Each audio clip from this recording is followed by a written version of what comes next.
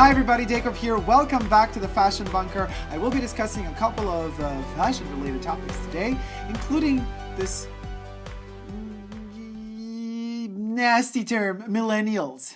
Okay, so Alex would like to know, I just want to ask you, do you think Louis, or as in Louis Vuitton, was just trying to capture a bit of the millennial movement that Gucci captured? And this is in relationship to, or related to, the Louis Vuitton and Fall-Winter 2017 men collection in collaboration with Supreme. Well, first of all, as I noted already before even beginning to get into these questions, millennials, it's like Generation X from a generation ago. The media needs to label us as human beings, and I do not agree with this labeling. To me, it's the same, literally. I mean, I know it has different repercussions, but to believe something like that, and to believe this distinction of should we close this? Is this more proper? I don't know. You be the judge of that. I'm going to button myself up. Let's do this more, let's be as conservative as possible as you could be wearing Christian Lacroix shirt, sweetie darling. Anyway, and pins in the hair. So, okay. This is going to be a playful video. Let me unbutton this though. I button up the collar and I unbutton the sleeves. Something's got to give, either or. All right. So Generation X, Google it if you're not familiar with it. One more button needs to be unbuttoned here. I don't like it. I don't like being a part of some labeling. And now I was mentioning before, now let me finish what I just began. It's like with aristocracy, with kings and queens. I hate those labels. I don't believe in those labels. Now that's what I meant by saying that other things have bigger repercussions. Like the big repercussion is by having a monarchy and all that, yada, yada, of course, there's a lot of money at stake, and, the regular folk kind of give their money away to the aristocracy and the kings and the queens and what have you. I don't bow to anybody. I do not believe in separation of human beings. I do not believe that one human being is bigger than another, that one human being is holy and another isn't. Like the holy Pope. The Pope is a Pope, like a lawyer is a lawyer. He studied and worked his whole life to become a Pope. But he did not earn my respect in terms of bowing or kissing a hand or having a certain protocol of behavior in order to put me in a classified structure in a lower position. He's a human being. She's a human being. I'm a human being. There's no difference between us. None whatsoever. So all of this labeling is a sick way of keeping the masses under control, of keeping the masses, in your place. You got to stay in your place. You got to stick in your place. The millennials is the same freaking thing. And I do not abide by those rules. I do not label myself under those rules. And I don't believe in those rules. Having said that, however, I do not agree with you completely, Alex. I mean, this millennial situation and Gucci, I don't think Gucci captured anything except for with Alessandro Michele. I think the only thing that they captured is this kind of spoiled, bratty attitude of many Italians that really go for it, of isolating themselves and living in their little bubble, like the Decameron of Boccaccio. There's the plague everywhere, rushing and gushing throughout the lands, and people are dying, and yet the rich have kind of isolated themselves. You should read the Decameron. It's an amazing book. Boccaccio. Google. Order. Read. Great. I mean, it really depicts how it portrays how the riches and the aristocrats, how they just don't give a fuck, They live isolated in another place, in another space, untouched by everything. And then, well, I won't spoil you the end of how that story ended. But you can imagine that the unwillingness to understand the times we live in is lame to me. Now, I'm not saying that, by that I'm not saying that, Gucci didn't do this on purpose or did this on purpose. I mean, it's possible that Alessandro Michele did this on purpose, saying, yeah, society is so, blah, blah, blah, bad and this and that, and I'm creating this bubble of kind of nostalgia, going back. Their ad campaign is all filmed like kind of like super 8 quality film material, and everything is super 80s, late 70s, early 80s style. I'm like, yeah, boo. We're not in the late 70s, early 80s. Those times have gone. What are you going to be nostalgic about? Creating some sort of movement of isolationism and elitarism of like only the few that have understood the poetry of Gucci at the moment are actually capable of entering the realm of Gucci. No, that's bullshit. First of all, you have a fashion brand. You want it to be accessible to everybody. The more accessible it is, the better it is for the dinero. You've decided not to go on sale for now, but I'm sure you will sooner or later. It's a craze. It's a fade. It's something that, in my personal opinion, did not nail at all the verve, the moment, the times we live in, really. Neither Gucci nor Louis Vuitton with Supreme. It just doesn't work. It works for maybe some group of marketing strategists and brand consultants and trend advisors that thought, oh my God, what a great idea. But ultimately, as far as Louis Vuitton with Supreme in particular goes, a lot of these objects will become like these covetable collector's items that will end up not being used. They will end up being sold and resold just like the Yeezys, going from hand to hand, upping the price on the secondary markets. There's not going to be any pleasure in really enjoying these pieces. Only a handful of people, probably the ones that are going to get them as seeding for free, will use it because they won't give an F and F about the fact that these pieces cost a lot of money. And for the rest of us mere mortals that fall victims to this sort of marketing strategies are just going to be like, yeah, no, I have like the Supreme, the Keepall 45 and the 50, and like, yeah, dude, I got it like in the store the day of release. I was in the queue, I was waiting in line, and I got it, and now I'm going to be selling it like double the price because, it's so cool to... I so want to use the F word and all the other nasty words, but I'm trying to keep this like as elegant as possible. I mean, given the circumstances, it doesn't create the right buzz. It's like we're all talking about it, and I never stress enough to repeat this. We're all talking about it, but we're all talking about it for the wrong reasons. Now, granted, there are really huge fans of Supreme out there, as there are really huge fans of Louis Vuitton out there, and there is a crossover. A couple of those fans of the one and the other are fans of both, and to them, this might be an incredible opportunity to purchase both of their beloved brands in one. But that's like a handful of people. And of that handful of people, even a smaller bit of that tiny handful of people can actually afford these pieces. So what are we hinting at? What are we going to? What is the actual deal here? What was the question here, actually? I just wanted to ask you, was Louis Vuitton trying to capture a bit of the millennial movement? I don't think they were trying to capture anything except to come close, but they're not there, to come close to what Marc Jacobs did with Takashi Murakami. Check out on YouTube older interviews of Marc Jacobs talking about Takashi Murakami. He is spot on when it comes, especially around the year 2004. He gave an interview, really interesting one, right before the Cherries collection came out for Spring-Summer 2005. He said, this is incredible. I love this artist so much. I love Louis Vuitton. Of course, I'm the artistic director of Louis Vuitton and the main designer of Louis Vuitton. But Takashi Murakami captures, as an artist, we're not talking design here, we're talking art. Big difference. Takashi captured the spirit of a time without having to label it with any names. He visually captured the spirit of a time. Marc Jacobs understood that very well and was capable geniusly to implement that within such a colossal and a bourgeois and conservative, ultimately, brand as Louis Vuitton is, and updated it to something modern, thriving to the new. And he said, it's crazy. These pieces sell out immediately. People desire them. They go to great lengths to get these pieces. I do too. Huge freaking fan. Unfortunately, back in the 2000s, I was a student. I could not afford any of those pieces.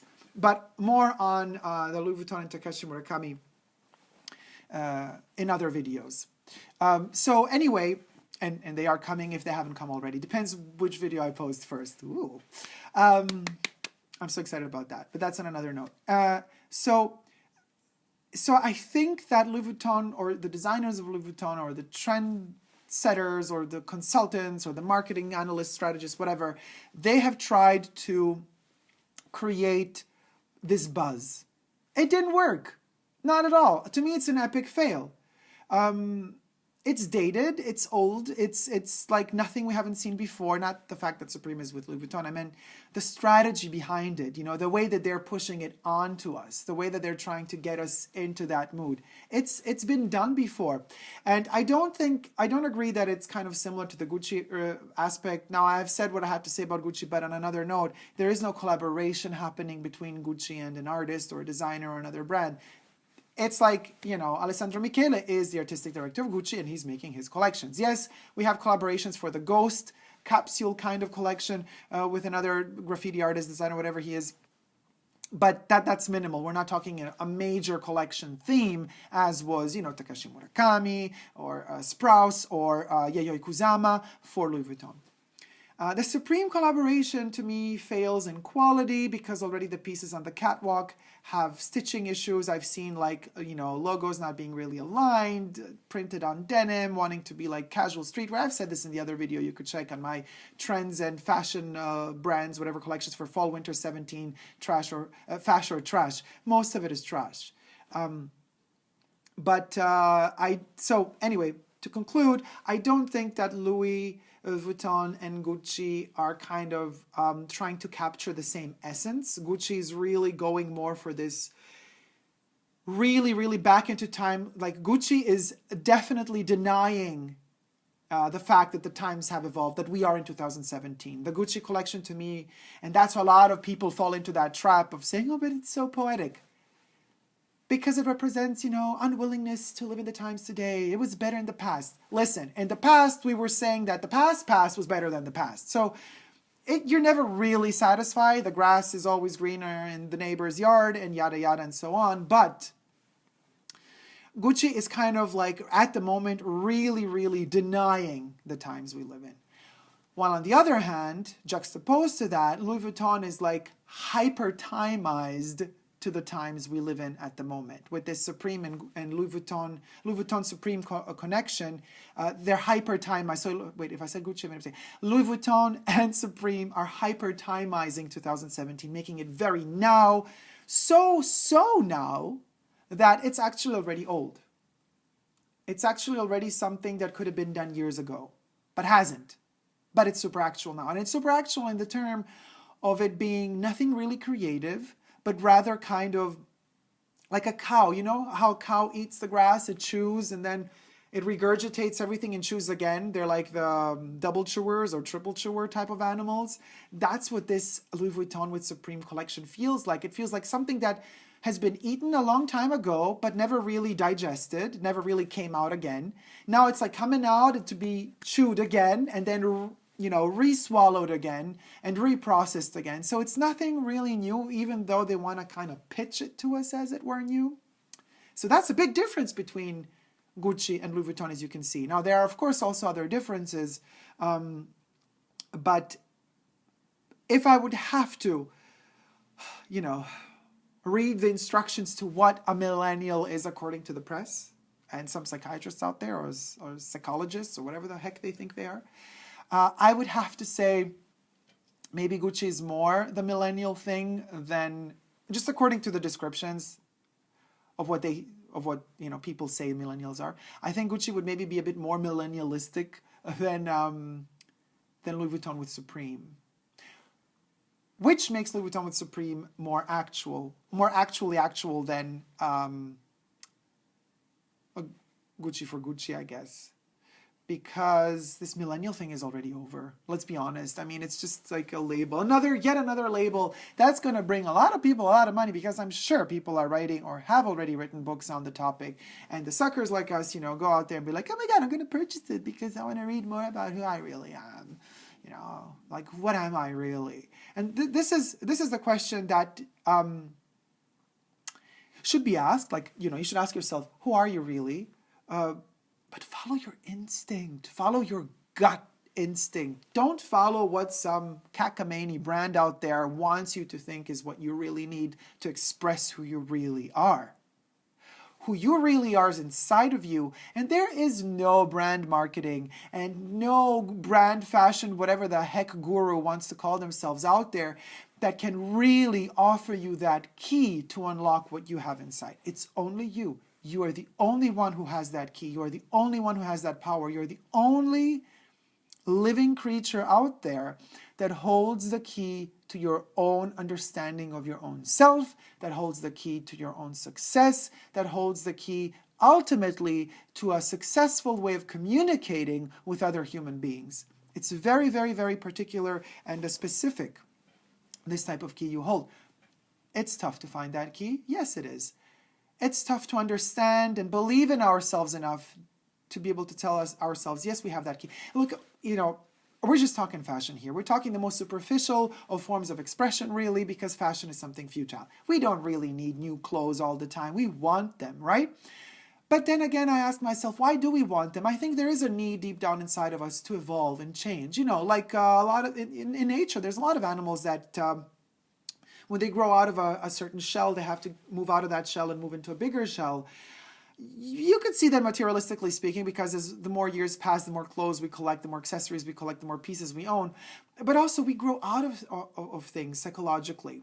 Things that I have loved in the past, I still love them today because I'm a very analytical person. So I understand the reasons why I loved certain things in the past. And there's a certain nostalgia that still keeps me attached to them. But perhaps the better way of putting it would be by saying,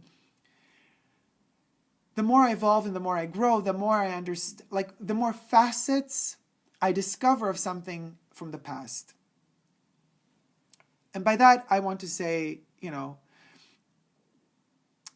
maybe certain elements of a certain piece that I loved in the past, certain elements to me were invisible. Not only did I not appreciate them, but I just didn't see them. But then as you grow older, you start to realize, oh, wait a minute, there's a facet over there that I didn't notice before, and now I notice it. So I rediscover, indeed, a piece from my past as something totally new to me because I discover another layer of value that adds to it, that now a more grown-up me can understand. And another part of my soul or my understanding or my growth has opened up as a portal to my own self that is now capable of understanding and respecting even more something that in the past was perhaps futile or even invisible to me. So the more you grow and the more you kind of realize, wait, actually aging and getting older is an amazing thing. We should be extremely grateful to become older and older because we understand more ourselves. And that's the ultimate goal in life. You can't really answer huge questions about the existence. Who are we? Where are we? Why are we? But you can come as closer and as close as possible to why you are. What are you doing? What is your understanding of your own self? And that's ultimately the only thing that really matters. Everything else comes and goes. Everything else is just fashion. But as Coco would say it, style remains. And as Super D would say it, you are style. Thank you guys so much for watching. I hope you like this video. If you have, please do a thumb it up and let me know what you think in the comment section down below. Don't forget to subscribe to my channel here on YouTube. I'm also on Instagram, Facebook, and Twitter. No matter how much they try to brainwash you into needing something or into thinking that you need something that you don't need, smile back, say, thank you for the information. I have better to do because I never give up on love. Love you guys. See you soon. Take care. Bye.